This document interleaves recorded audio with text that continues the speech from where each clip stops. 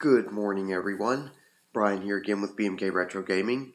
This morning I have the comparison contrast video of Smurf rescuing Gargamel's Castle, the ColecoVision original library title, and its Atari VCS 2600 original library port. Now, these two versions of the game are actually very similar in many ways, but they do have many differences. So, as you guys got used to me doing, I decided, well, let's throw them up against each other and take a look at what's the same and what's different. And me, I never really say which one is better or not because I don't think of it that way.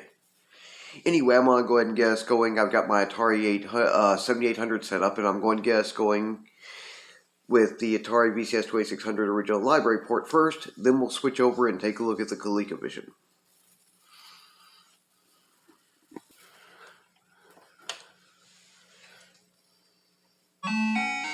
Okay, so here we go with the Atari VCS 2600 port.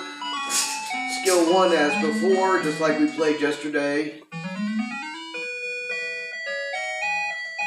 Here we can see, one thing I forgot to mention is, just like in the ColecoVision port, you can actually duck down, even though it doesn't always do you much good. And that red bar above is actually your energy, and it also serves as a type of timer.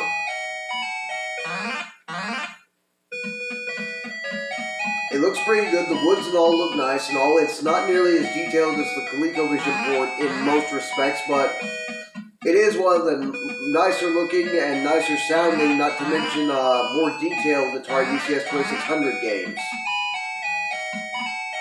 Another thing you'll notice is, like here, these are just like steps, whereas in the ColecoVision title, they actually happen to be messed up on that.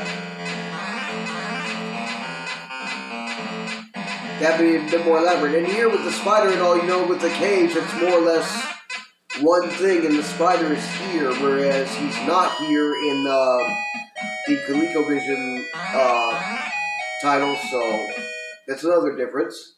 Not to mention that your Smurf is,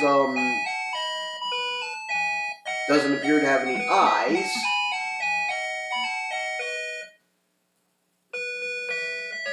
And then here, this is all boxy, like some type of table or something. Whereas we'll see on the ColecoVision port, it's a bit different.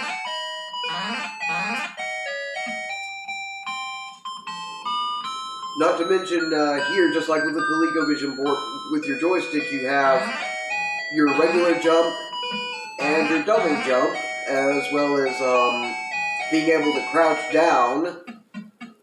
But at the same time, the controls here are a little bit more of a pain in the neck. I'm not going to say this one is necessarily that much more difficult, but it can be regarded as being somewhat more of a challenge in some ways. You certainly have to learn to have more precise control because you don't have quite as much precise control in your controls. Then another difference here too is you have these snakes, which don't appear in the ColecoVision title.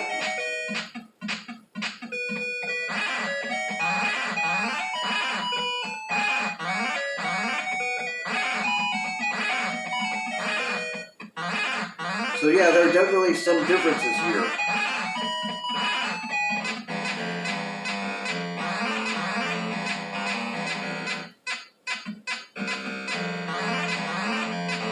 Again, like I said, that right there is a lot more, it's simplified compared to what the ColecoVision title has for the caves. And the spider isn't found here on the ColecoVision title, so they kind of switched that up.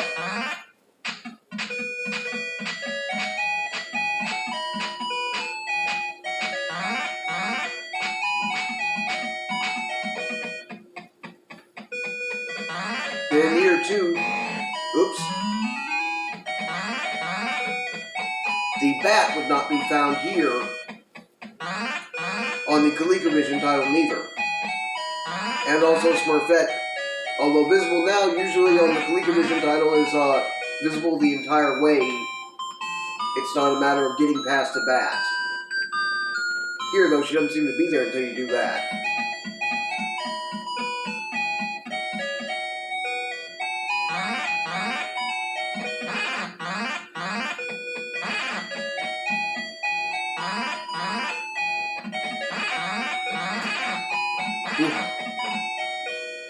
Those birds do get faster once you get, the more you get going. Darn it. Urgh. Oh, that's another thing here, too. The ColecoVision title, you know, it's once you say one life left, that's it, you know. This one, even after you aren't showing any left, you still have one. So even when it's at 0, you still have one more chance. Okay, there we go. And on this one, you also get an extra life at every 10,000 points. So 1,600 points, 16,000. I mean, that's not too bad. The scoring here is also a bit lower, is the other thing I forgot to mention, but it's still good. Anyway, there's enough with that one. I'm gonna go ahead and just reset up with the ColecoVision one. Okay, so here we go with the ColecoVision original library title. Give it just a second to come up.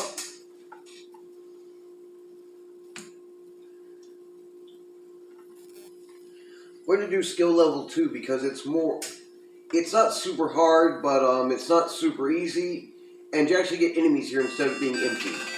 Okay, here again, joystick, you know, you don't even use your buttons for anything, you just use your joystick. 1 and then 2 is how you double jump.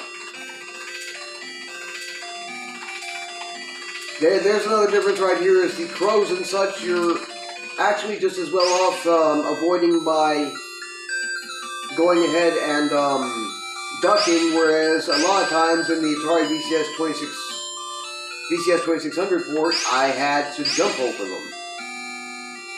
Because ducking was just not good enough to play keep away.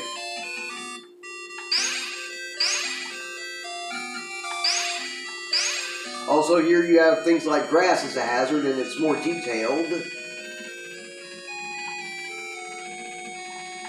And the caves here we see are longer, with bats as potential hazards.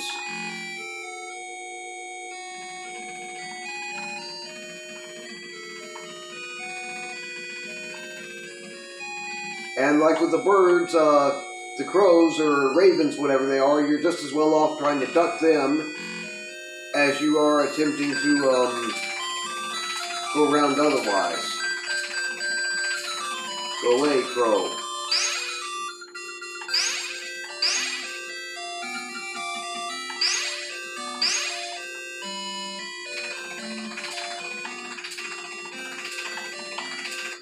Ooh, darn.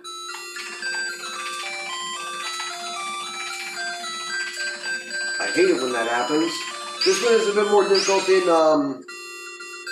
it's easier to lose a first life before you ever reach Gargamel's castle. Okay, that was cheap. Stupid bird. And so was that. That's another thing too, you actually get to see Gargamel's castle some as you approach it. It's,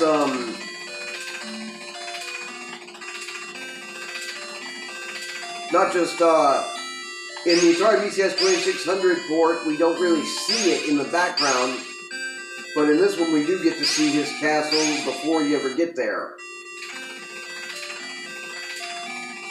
Yeah, and I just walked under him right there. Another thing you guys will probably notice is, each hazard and all is, those numbers, it's telling you what the point total is. And scoring is a bit different here. Here's our spider for this one, and as we can see, he's much more active and not in the cave.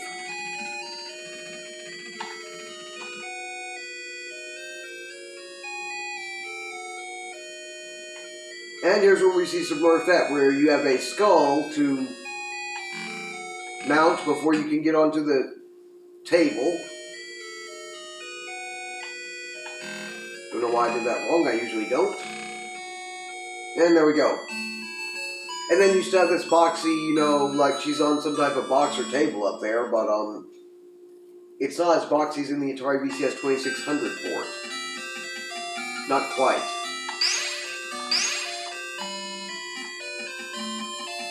And I'm already under over 10,000 points and no extra life or anything like that, so that's not happening in this one.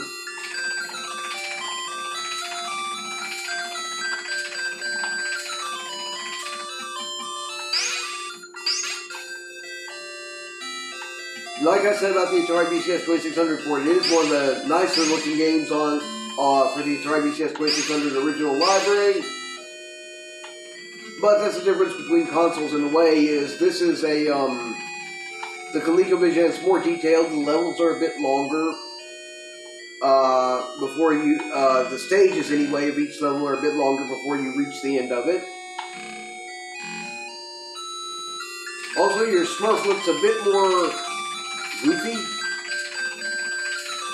His eyes, I mean, he kind of looks like he's always staring down. My friend Brian Puddin, with his channel Brian's Man Cave, when he'd done his, said he wasn't sure if, that usually would kill you because the grass is considered a hazard. One of the few games where grass can kill you. Anyway, he said he didn't know if there was a dopey Smurf because he doesn't remember them all.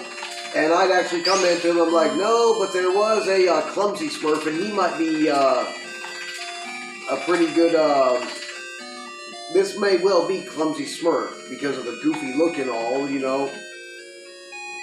Clumsy would kind of be this way. I mean, this Smurf looks like he's either always looking down or kind of cross-eyed or something.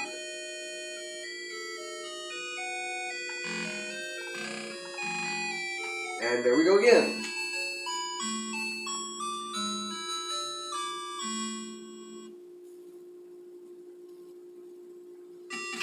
Oh, and like you start out with from the Smurf Village, it's obvious, you know, that looks a lot much more like one of their mushroom houses.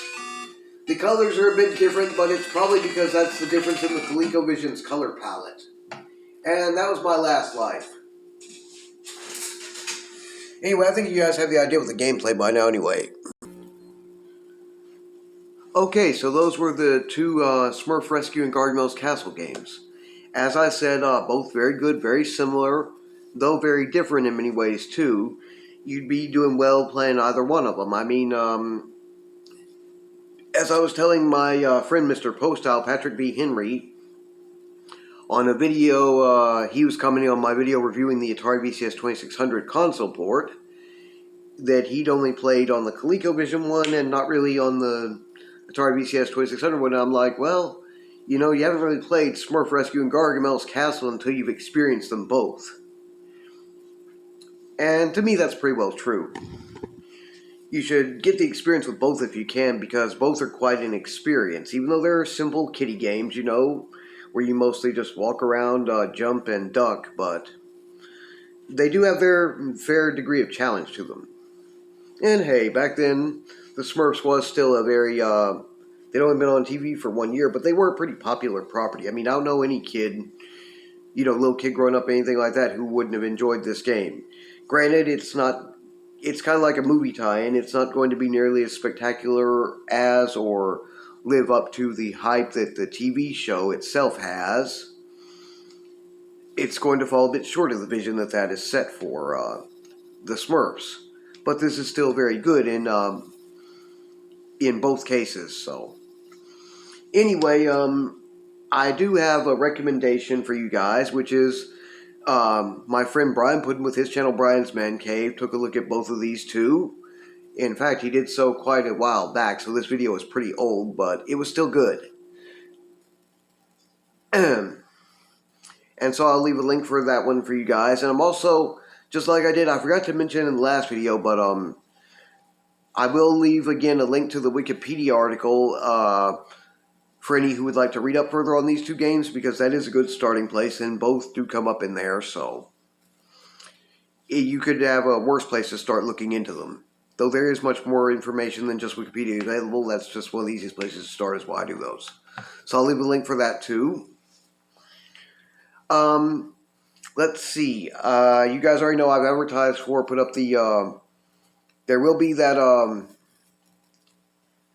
Atari VCS 2600 prototype review coming up on Sunday, so I will see you guys again then. In the meantime, if you enjoy this channel's content, please feel free to like, share, and subscribe.